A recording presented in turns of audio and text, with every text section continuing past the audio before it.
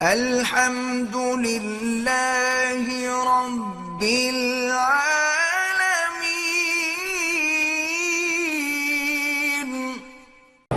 وہ کون سی خوشبو تھی جو حضور لگاتے تھے؟ احادیث مبارکہ میں ایک تو ذکر آیا ہے عود کا۔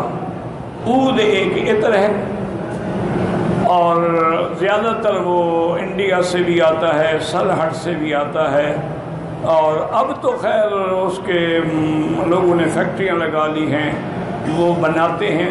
اصلی عود جو ہے نا وہ اس وقت اگر مل جائے، پہلے تو ملتا ہی نہیں، اگر مل جائے تو 1 تولہ 2000 ریال میں بھی مشکل سے ملے گا۔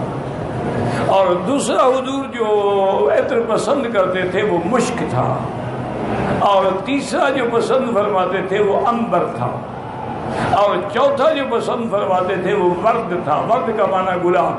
تو یہ عام عطر جو ہیں حضور کو پسند تھے۔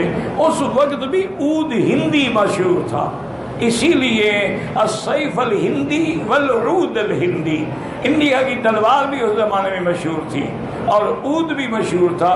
اسی وجہ سے بعض علماء نے اپنی کتاب کا نام بھی یہ رکھا تھا المہند المفند۔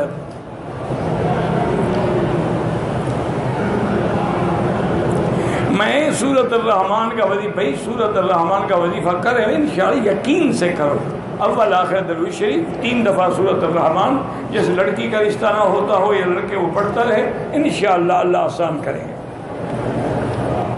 اللہ تعالیٰ سے جب بھی دعا مانگیں سیدھی اللہ سے مانگیں جو اللہ کا حکم ہے، ادعونی استجب لکم۔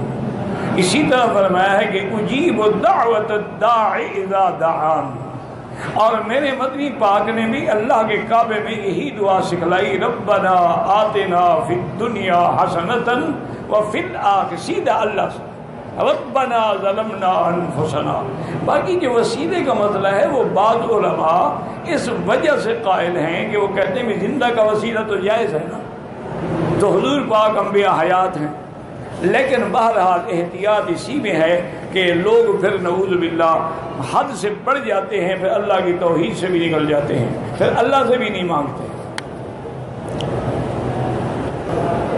حمام کے اندر ننگا غسل کر سکتا ہے، جب دروازہ بند ہے تو ننگا کیوں ہے؟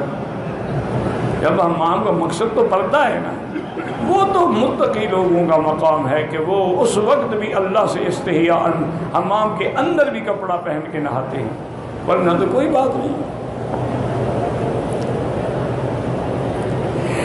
اگر ایک آدمی کو نیند کی حالت میں احتلام ہوا تو سارے کپڑے پلید ہو کر نہیں، جس جگہ لگا ہے وہ جگہ دھو ڈالو، سارا کپڑا تھوڑا پلید ہوتا ہے۔ میری بیوی کا باپ مجھے زکوٰۃ دیتا ہے، میں کھاتا ہوں، اپنے بیوی بچوں کو کھلا سکتا ہوں؟ دیکھو جی، سسر تو دے سکتا ہے داماد کو زکوٰۃ، اب وہ آپ مالک ہو گئے اس کے، آپ بیوی کو کھلائیں، بچوں کو کھلائیں، وہ اپنی بیٹی کو زکوٰۃ نہیں دے سکتا، باپ بیٹی کو نہیں دے سکتا۔